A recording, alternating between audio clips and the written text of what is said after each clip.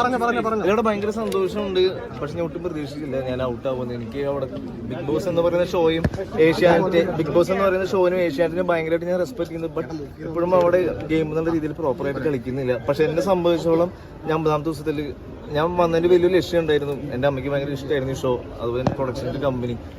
ആ സംബന്ധിച്ചോളം 50-ാമത്തെ ദിവസം ഞാൻ എൻ്റെ രീതിയിൽ ഞാൻ അടിച്ചിട്ടുണ്ടായിരുന്നു. ഞാൻ സത്യം പറഞ്ഞ ഗെയിം അടിപൊളിയായിട്ട് കളിച്ചു വരുമായിരുന്നു. ബട്ട് ഇങ്ങനത്തെ ഒരു എവിക്ഷൻ ഞാൻ സ്വപ്നത്തിന് വിചാരിച്ചിലേക്ക് എന്താണെന്ന് മനസ്സിലായിട്ടില്ല. ഞാൻ സ്റ്റിൽ അവിടെ നിൽക്കേണ്ട ഒരാളാണെന്ന് ഞാൻ ബാക്കിയുള്ള ആൾക്കാർ വെച്ച് എൻ്റെ മനസ്സിലൊരു വാല്യൂ ഉണ്ട് കമ്പയർ ചെയ്യുമ്പോൾ.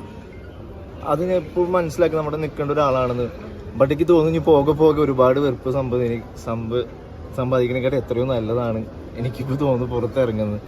കാരണം എനിക്കറിയില്ല ജനങ്ങൾക്ക് എന്താണ് വേണ്ടത്. ഞാൻ ഒരു ഗെയിം കളിക്കുമ്പോഴും ഞാൻ എൻ്റെതായ രീതിയിൽ തോന്നുന്ന രീതിയിലാണ് കളിക്കുന്നത്. അത് എൻ്റെ ശരികളാണ്. ആ ശരികൾ ജനങ്ങൾക്ക് ഒരു പക്ഷേ ഇഷ്ടപ്പെടുന്നുണ്ടാവില്ല. ബട്ട് എനിക്കങ്ങനെ സേഫായിട്ടൊരു ഗെയിം പ്ലേ കളിക്കാൻ എനിക്ക് ഒട്ടും താല്പര്യമില്ലായിരുന്നു. ഞാൻ എൻ്റെ രീതിയിൽ കളിച്ചു. എനിക്കറിയില്ല എന്താ സംഭവിച്ചെന്ന്.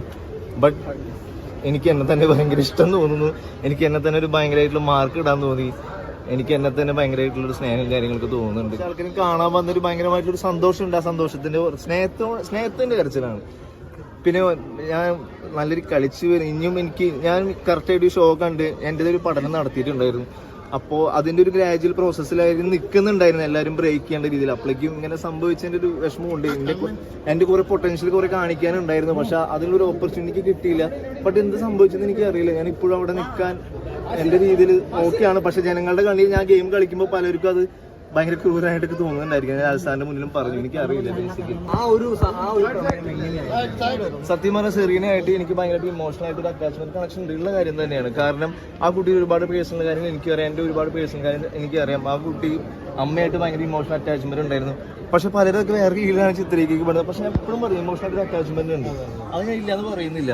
പക്ഷെ അതൊക്കെ ഞാൻ ഇപ്പോൾ പല കമന്റൊക്കെ അത് വേറെ സ്ട്രാറ്റജി എന്നുള്ള രീതിയിലൊക്കെ അറിയപ്പെടും. പക്ഷെ എനിക്ക് അങ്ങനെ സ്ട്രാറ്റജി കളിക്കേണ്ട ആവശ്യമില്ല. കാരണം വെച്ചാൽ എൻ്റെ മെയിൻ സ്വപ്നം അമ്മയുടെ ഒരു ആഗ്രഹം. ആ സ്വപ്നം ഞാൻ നിറവേറ്റി. എൻ്റെ കപ്പ് ഞാൻ ഓൾറെഡി വിന്നായിട്ടുണ്ട്. പക്ഷെ എൻ്റെ കൂടെയുള്ള ആൾക്കാർ ഇപ്പോൾ ജൂനിയേഴ്സ് ആണെങ്കിൽ ഞാൻ എന്തൊക്കെ ചെയ്താലും അവനെ മനസ്സിലാക്കുന്നില്ല. അപ്പോൾ എൻ്റെ സൗഹൃദം എന്താണ് കറക്റ്റ് മനസ്സിലാക്കാത്ത ഒരുപാട് വിഷമമുണ്ട്. പക്ഷെ ഞാൻ ഭയങ്കര ഹാപ്പിയാണ്. എനിക്ക് അത്രയും അടിപൊളി കട്ടൊക്കെ നിൽക്കുന്ന ഒരുപാട് ഫ്രണ്ട്സ് ഉണ്ട്. അതുപോലെ എൻ്റെ കൂടെയുള്ള ആൾക്കാരാണ് ഞാൻ മുന്നോട്ട് നയിക്കാനാണ് ഞാൻ നോക്കില്ല. പക്ഷെ ഞാൻ പുറത്ത് പോയി. എനിക്ക് എൻ്റെ റീസൺ അറിയില്ല. പക്ഷെ ഞാൻ ഭയങ്കര ഹാപ്പിയാണ്. അവിടെ ഇഷ്ടംപോലെ ആൾക്കാർ ഇപ്പോഴും ഭയങ്കര സേഫ് ആയിട്ട് അവിടെ 1000 ദിവസം 2000 ദിവസം സുഖമായിട്ട് ഇരിക്കുക. പക്ഷെ എനിക്കത് ഒട്ടും മറക്കില്ല. എനിക്ക് അങ്ങനെയാണ് സുഖമായിട്ട് ഇത്ര കൂളായിട്ട് ഒരു